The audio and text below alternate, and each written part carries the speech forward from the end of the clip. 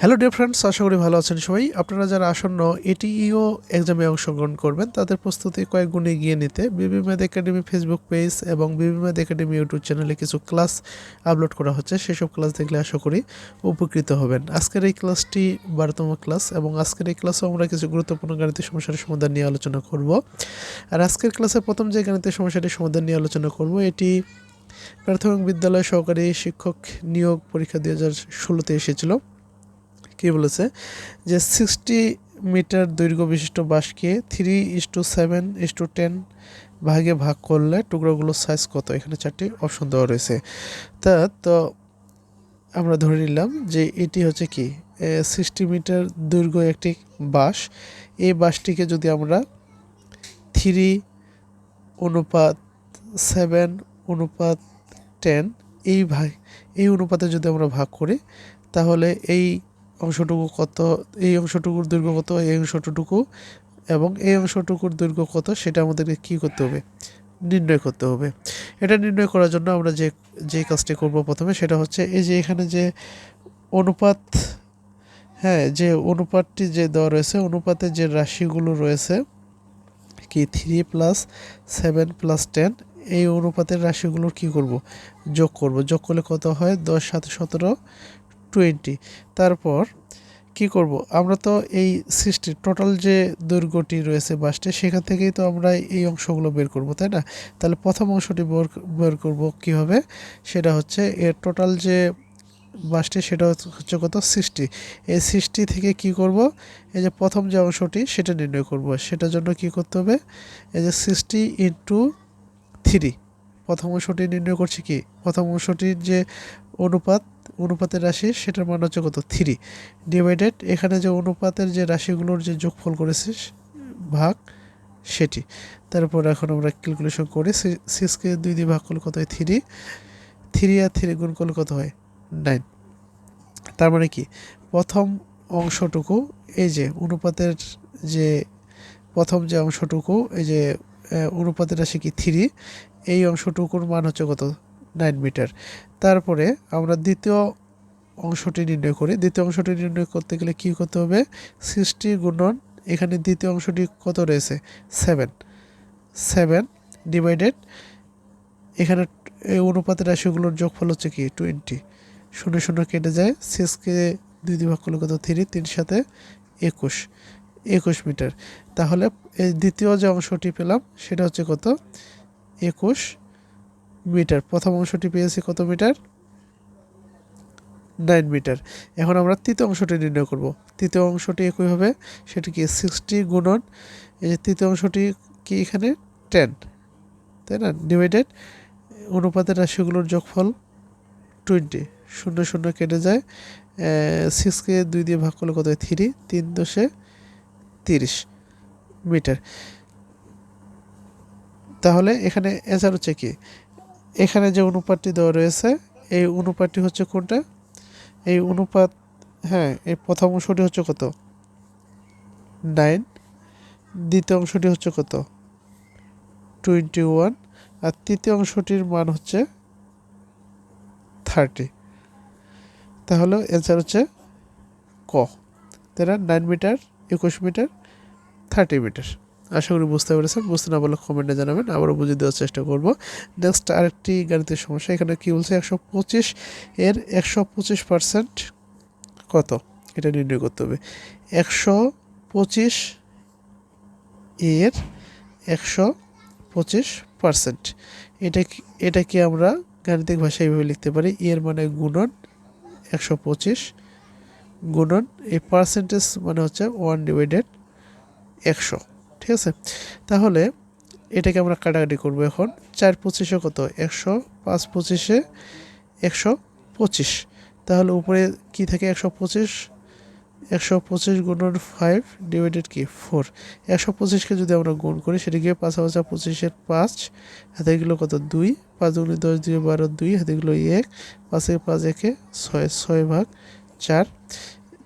তাহলে এখন এই 625কে যদি আমরা 4 দিয়ে ভাগ করি কি হয়, 4 1 4 2 2 4 5 কি 4 5 20 বিয়োগ করলে 2 5 4 6 4 কত 24, 1 এই পয়েন্টের জন্য কী হবে 0, 4 দুগুণে কত 8, আবার বিয়োগ করলে 2, হ্যাঁ এখানে 0, 4 পাশে 20। তার মানে এখানে যে অ্যান্সারটি পাচ্ছে সেটি হচ্ছে কোনটা ঘ। আশা করি বুঝতে পেরেছেন সবাই। নেক্সট গণিতের সমস্যার সমাধান দেখি। এখানে কি বলেছে যে x minus 1/x equal to 1 হলে S cube minus 1/s cube এর মান কত। এই রাশিটির মান দেওয়া রয়েছে, এই যে কিউব সম্মিলিত যে রাশিটি সেটার মান কত এটা আমাদের নির্ণয় করতে হবে। আমরা সূত্র জানি a cube minus b cube সূত্র জানি, তাই না। A cube minus b cube সূত্র কী জানি, a minus b whole cube plus 3ab, হ্যাঁ ইন্টু 3ab, এই যে a minus b whole cube plus 3ab into a minus b, এটা হচ্ছে কি a cube minus b cube সূত্র। আমরা এই কাজটি এখানে করব। S cube minus 1/s cube এর যে সূত্রটি সেটা আমরা বসাবো। এখানে এ বলতে কি a cube minus b cube সূত্রটি, হ্যাঁ এ বলতে এক্স আর বি বলতে 1/x, এটা কি হোল কিউব প্লাস 3, এ বলতে কি এক্স আর বি বলতে কি 1/x into a minus B, এ বলতে এক্স বি বলতে 1/x। এখানে এক্স মাইনাস 1/x এর মান কি 1 প্লাস এক্স কেটে যায় 3, এখানে এক্স মাইনাস 1/x মানে কি 1, তাহলে 1 এ কিউব মানে কি 1, 3 1 গুণ করলে 3, 3 প্লাস 1 4। কে একবার এই যে কথাটা শুধুমাত্র কি করতে হবে সূত্রগুলো মনে রাখতে হবে। নেক্সট আরেকটি গাণিতিক সমস্যার সমাধান দেখি। এখানে কি বলছে শতকরা 5 টাকা হার সুদের 120 টাকা, হ্যাঁ 120 টাকা 3 বছরে সুদে আসলে কত হবে। এটা হচ্ছে কি আসল। আসল মানে কি প্রিন্সিপাল, এটাকে পি দিয়ে প্রকাশ করা হয়। 3 বছরে এন সময়টাকে এন দিয়ে এত টাকা হার সুদে, এটা হচ্ছে কি আর রেট, হ্যাঁ ইন্টারেস্ট রেট। আমরা সুদে আসলে কত হয় সেটা নির্ণয় করব। প্রথমে আমরা কি করব সুদ নির্ণয় করব, অর্থাৎ আই। ঠিক আছে, আমরা সূত্র জানি আই ইকুয়াল টু কি পি এন আর, এটা একবারে ছোটোকালেই আমরা শিখেছিলাম, তাই না। পি পি বলতে কি 120, এন বলতে হচ্ছে কি এখানে 3 আর আর বলতে হচ্ছে কি এত টাকা হার সুদে। ঠিক আছে, শতকরা এত টাকা হার সুদে অর্থাৎ 5%। এখন 120 গুণন 3, 5% মানে কি 5 গুণন পার্সেন্ট মানে কি 1/100, তাই না।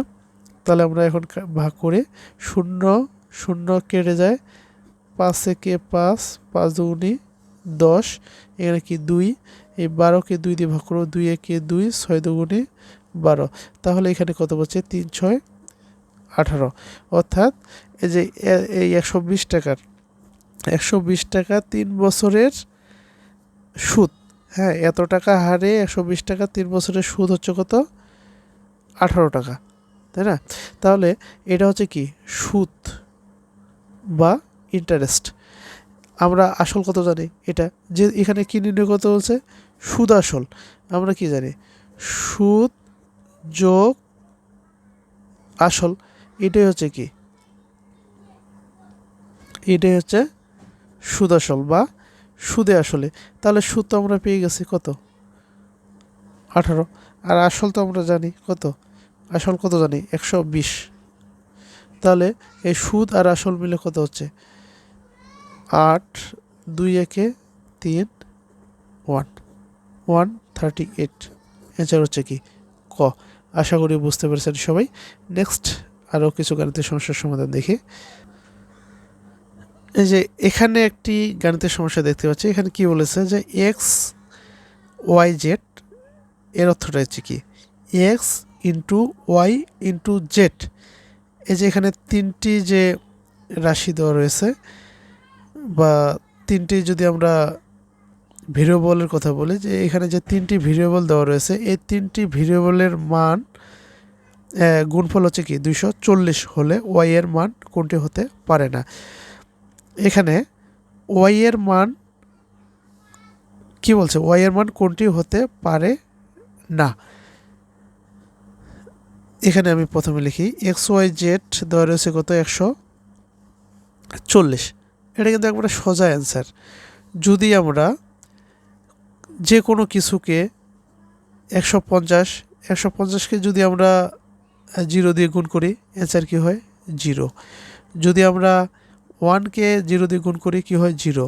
অর্থাৎ যে কোনো কিছুকে, হ্যাঁ, যে কোনো কিছুকেই যদি আমরা 0 দিয়ে গুণ করি তাহলে কী হবে অ্যান্সার 0।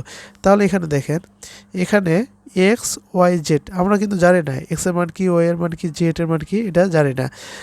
এই তিনটা গুণ করলে কত পেয়েছি আমরা 240।